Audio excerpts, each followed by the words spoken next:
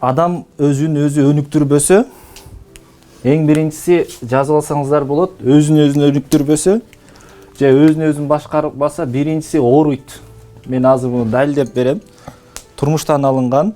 Мисал үчүн, бир киши ооруп калды дагы, буга дарыгер эмне деди? Диета карма деди да. Диета дедиле. Бул эмне кылды? Өзүн башкара албай, өзүн өнүктүргөн эмес адам, өзүн башкара албады дагы, дарыгер тыюу салган нерселерди дагы жеп койду. Бул натыйжада эмне болот бул? Ооруйт. Ооруйт дагы, анан кээде бул адамды анан ошол нерсе өлүмгө да алып барат, дарыларды да кабыл албайт. Экинчисинде эмне болот десе, өзүн өнүктүрбөгөн адам бул кайгырат, өкүнөт өзүн өнүктүрбөгөндүгү үчүн. Эми үчүнчүсүндө өзүн өнүктүрбөгөн адам бирөөнүн кулу болот. Мисал үчүн кантип? Айталы, бул экөө үйлөндү, бирөөсү эркек, бирөөсү аял, экөө турмуш курду.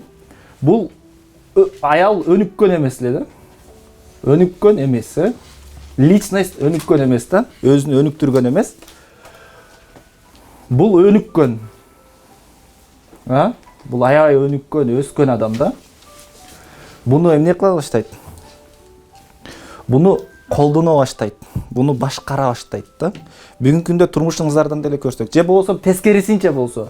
Мисал үчүн, аял өнүккөн, бирок күйөөсү өнүккөн эмес да. Күйөөсүн эмне кылат? Байкуш кылып алат. Балким сиздер жашооңуздарда көргөнсүздөр, адам өзүн өнүктүрбөй турган болсо, анда ал анык бирөөнүн кулу болот. Бул ачык бирөөнү барып чындап эле кулу болуп бирөөнү ээрчип жүрбөсө деле, маанилик жагынан ал бирөөгө кул болот. Эми төртүнчүсү болсо, акысын бирөөгө жедирип коет.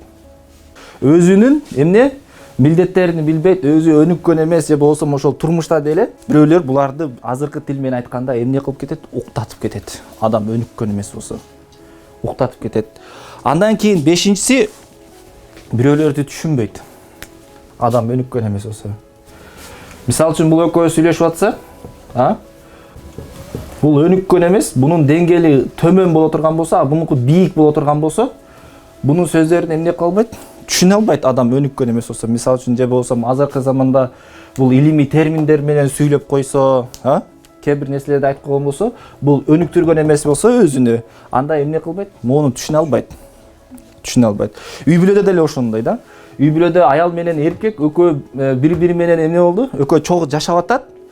Мисал үчүн, аял барат, же болсо күйөөсү барат дагы тренингтерден өзгөрүп келет, китепти окуп алат, а тиги болсо байкуш аял үйдө эмне? Бала карайт, кечке аны кылат, идиш аяк дегенде эчтеке кылбайт дагы, анан күйөөсүнү эмне кыла албайт? Түшүнө албай калат да. Себеби бунун деңгээли өтүп кеткен. Ошон үчүн адам өзүн өнүктүрбөй турган болсо, анык бирөөнү түшүнө албай калат. Жашооңуздарда болгонбу ушундай? Ошондой да. Бирөөлөрдү түшүнө албай каласыз. Термин менен сүйлөп койсо, бул эмне болду экен деп ойлонуп отурасың кечке.